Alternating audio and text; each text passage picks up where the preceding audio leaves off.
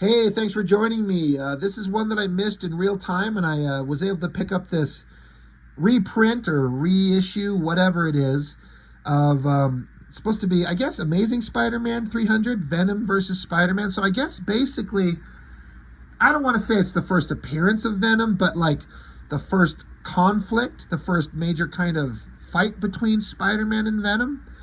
I missed it when it was happening. Venom was just a character that kind of existed by the time I started getting into comics and reading them. And of course, I knew all about Spider-Man. I mean, Spider-Man's been part of my existence as long as I could remember, whether it was from a cartoon that I'd watch on TV or just merchandising. Seeing Spider-Man's everywhere on everything. I seem to remember, like, in terms of merchandising, Spider-Man is far and away the highest merchandised kind of superhero character ever. Um, the second closest, I think, is Batman, and it's a far distant second, if I remember what I saw correctly. But anyway, Venom versus Spider-Man, again, a reprint of issue 300. David, however you say his name, is the writer. Michelin, not sure. Todd McFarlane on art. This is old school McFarlane before he got kind of permission to just go nuts and get his own Spider-Man title and made the visuals just this big, expansive, crazy thing. He's much more reserved in this book. You'll see where it's very much McFarlane, but he's restrained. And whether he was working out his visual language that he really wanted to do, whether, he hadn't quite figured out to do the bigger, more dynamic images, or he was just editorially held back, who knows? I can't speak too much about the story leading up to this. I do understand it. Like, Mary Jane was terrorized. And it's already been established, like, Spider-Man's been given that black suit that was alive, and he got rid of it because it tried to possess him. And I guess Peter Parker thought that he'd killed it, but it went off and found Eddie Brock. We all know the Venom origin story. Rejected symbiote suit that doesn't like Spider-Man, Peter Parker. Eddie Brock got proven to be a fraud for lying at the Daily Bugle. So now he hates Peter Parker, and they go off, and then the symbiote and Eddie Brock find each other. They get together and become Venom. And it was terrorizing MJ. She's freaked out.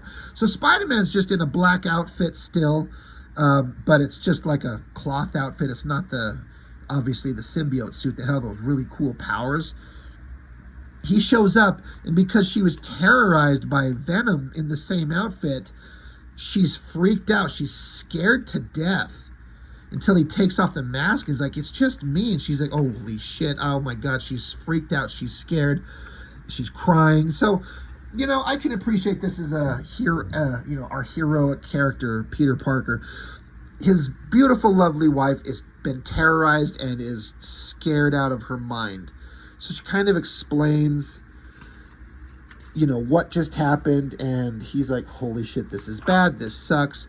So we cut back to Eddie Brock. There's this interesting shot where he, sneaks into this room through the window, and as he crosses this shadow, the symbiote hits the shadow, and when he walks out of the shadow, the symbiote's gone. So it's Eddie Brock, and he just starts hitting the weights because he's really strong, and he likes to do that kind of shit. So Peter Parker, he's like, I don't know who the man who broke in was, but from NJ's description, the inhuman thing she saw sounds an awful lot like my old costume. So he's piecing it together. The costume that he had that they explained that he got in Secret Wars #9.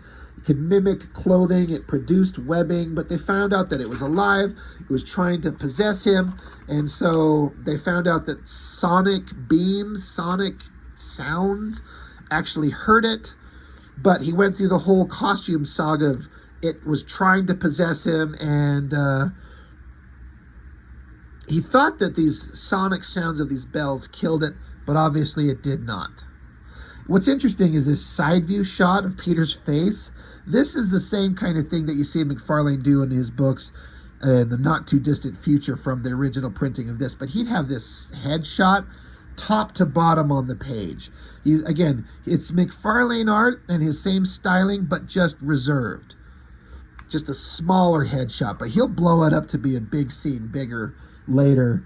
So, basically giving us the backstory of the symbiote outfit and his struggle to get rid of it and how he's trying to help his poor wife. There's a couple of shots like this one here where it's clearly like a photo that they ran it through a copy machine a couple of times. I mean, city shots fucking suck to draw. So I guess I don't know that I care, but it stands out as very different from the line art. But whatever. So the story kind of continues on. There's some stuff with Peter and MJ trying to find a place to live. Of course, MJ's hot as hell. McFarlane's never been known to draw the hottest girls. He's not like he's, Jim Lee or Mark Silvestri or anything, but it works. But I love how I love the dynamic of Peter and Mary Jane being married and being in love and being all about each other. But they keep wanting to, have them get divorced because we got to have some drama. Peter and Mary Jane should always be together. And that's just how it should be. That's what I like. So we get some reasonably awesome McFarlane Spider-Man swinging through the city art. Again, it's McFarlane's cool design sense, just not quite as wild as it would be. Again, we got more of these photograph backgrounds pasted in the back there. Stands out. I mean, McFarlane can draw cityscapes. Maybe it's just a time crunch. I don't know, because this is like a 40-something page issue. Let me see. It's a big book, so maybe he was kind of in a hurry. But basically, he's just thinking to himself about, well, if this is my old symbiote costume, I got to plan appropriately. He went and borrowed one of these sonic guns from Reed Richards. So Peter's, traveling through the city. He's getting a sense that someone's following him, but it doesn't make sense because if there was danger, his spider sense would trigger that, but it's not. But he feels like something's wrong. And of course, we know that the symbiote costume does not trigger his spider sense. So that does introduce a whole new level of danger. So Spider-Man, he's smart enough. He's like, I'm creeped out. Fuck this. I'm jumping into my suit and I'm going to web away and get out of here. I don't know what's going on. I'm not going to sit around and wait and find out. That is one of my favorite shots of Spider-Man swinging. It looks great. The tension on the spider web coming down, but the way his body's angled and this leg kicking forward with the foot, it just feels like there's a lot of tension and movement, and it looks fantastic. McFarlane's the real deal. This artwork is kind of all okay. The inking's kind of rough. He's inking himself, which I think is the better version of him, but he gets a lot better. This is all fine, but he gets better. So yeah, Peter shows up. This is a place they're thinking about moving into. Peter being a photographer, he's taking a bunch of pictures. And so MJ says, Peter, have you ever thought about fashion photography? And he's like, MJ, I don't have the training for that. She's like, you stupid motherfucker. You'll never know till you try. And with a subject like me, how can you go wrong? I mean, she's like supermodel hot babe. So she's like, just try. Just, she knows how to pose. She knows how to position her body, get the right angles like a model would do. So he's taking pictures. And then he's just like, I feel silly. I'm hopeless. And so she notices that Peter's getting more depressed. She's like, I got to come up with something to perk him up. And she's like, well, how about this? So she drops her clothes. She's like, let's have a little private little nude photo shoot. And the text literally says, slowly, Peter's spirits begin to rise. I think that's a metaphor for his dick. I like that. Again, I like that Peter and MJ are together. I like that they're in love. I love that they have a healthy sexual relationship. It doesn't need to get graphic or weird or gross in a Marvel comic. It doesn't need to be that way. But I like the kind of fun little flirty thing that they got going on here, that they put it in there. You got a redhead super hot model babe wife that says, take pictures of me. Oh, take naked pictures of me. Yeah, you better do that shit, buddy. Like, get in on that shit while you can. So, cute. And then more story with Aunt May and all this stuff. Well, who cares about all that? We get with Eddie Brock. He's in a church, and some cop shows up, and Eddie doesn't want to kill. He doesn't like to kill innocents, but he will if he feels like it's going to disrupt his plan. So his symbiote outfit crawls up from his foot, grabs the cop, chokes him into unconsciousness. So Eddie's kind of a douchebag. He's like, the loss of innocence is unfortunate, but, well, he sucks. Anyway, more story going on. They're moving into this new apartment where they took their little nude photo shoot. Everything's kind of going okay. Whatever. Peter's zipping around. He's got his sonic gun on his back. More of that photographed, like, copied background. But again, Peter's kind of creeping around, and he sees a guy crawling into a building in a black outfit. He's like, there he is. Fucking got him. So he crawls into the building, but because his spider sense isn't going off, he's not paying attention like he should, gets thrown aside, and there we got Venom. And I guess, again, this is the first kind of confrontation, and, Peter, he lost the gun. He's trying to figure out why his spider sense isn't going off. And this is where Venom pulls the mask off to reveal that it's Eddie Brock. So we get some exposition dumping about, I'm this way because, you did this and you ruined my life. So now I got together with your costume and we're going to kill you.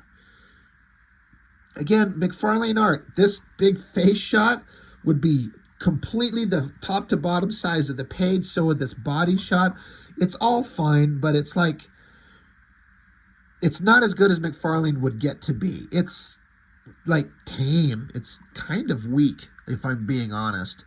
It's not great. But at the time, before all this crazy flashy art would start showing up from some of these other guys, I bet it looked pretty awesome to people who were reading these things. I don't know that this would have stood out to me as a kid. Some of the panels are fantastic, but I don't think this would have grabbed my attention quite that much. But Eddie keeps, dumping exposition like, I hate you, I lift weights, I fantasize about wringing your neck and beating you to death. All the while, Peter's trying to reach over for his sonic gun to shoot him. And then Venom just keeps yapping about how the suit got together with him and we become Venom and now we're going to kill you. So Peter finally dives for the gun and Venom's like, oh, good, you want to fight? Let's go. I've said this before, I should mention it. I never liked Venom's big slobbery tongue. That was a Eric Larson edition later on in the future, and it become like a defining design element. I don't like it. I like the kind of evil Cheshire smile grin on the face. I don't like the tongue, but I am in the extreme minority. Believe me, I know. So smashes the ground. Now there's going to be a big fight. So it's just a bunch of panels back and forth with these two swinging each other, trying to kill each other. Well, Peter's not trying to kill. He gets the sonic gun back in his hand, hits Venom with it, sends the creature flailing around, drops him to the ground, and Peter's like, if I have to stop this thing and it's completely bonded with Eddie, I have to kill the costume, but to kill the costume, I have to kill Eddie, and I'm not ready to kill. I'm not going to do that. So he's like, I'm just going to leave him, and I'm going to go regroup until I can think of a better plan. So he takes off, but then Eddie's instantly back on his feet. So Spider-Man's kind of stupid here. And Eddie shoots a web, grabs Spider-Man by the foot, stops him, pulls him, knocks him unconscious. Bam. Socks him, and he's out.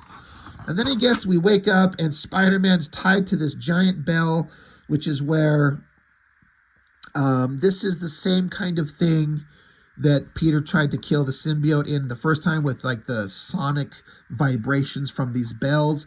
I guess he's going to have this giant, the ringer, whatever it would be called, on the bell. Once the bells start clanking around, this thing is going to crush him to death. So Venom just leaves him to let him get crushed to death, and Peter has to like summon his strength to get free. Meanwhile, Eddie's like, God damn it, I should have heard something, a crunch, a scream, something. So, yeah, Peter rips his way out. Venom's like, all right, well, you got away. Now I got to punish you again. So Peter's getting away, flips up to the roof. And again, just more back and forth, fighting, shooting, punching, shooting webbing, punching at each other, kicking each other.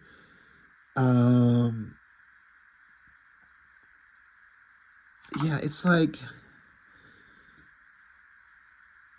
the alien makes webbing from itself.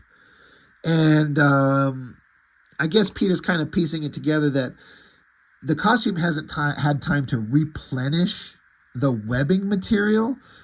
So it's like he'll be like a human being with a bad wound, losing lots of blood. He'll get weaker and weaker until finally he runs out. So that's not anything I ever knew that could actually happen to the symbiote costume, is that it could expend so much of itself making the webbing that it runs out, which I guess makes sense. But Peter, he pieced that together.